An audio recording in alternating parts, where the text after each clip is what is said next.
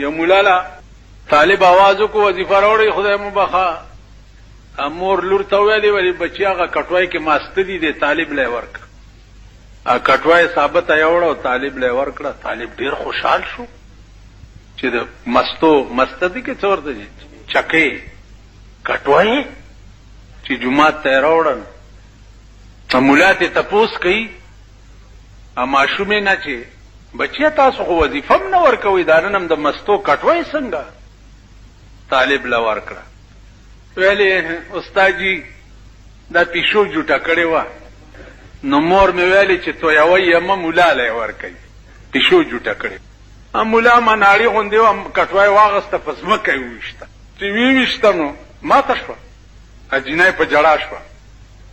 نو مولا ورته وی چې سلا جاړې خو یا خورلې او یا ما تکړې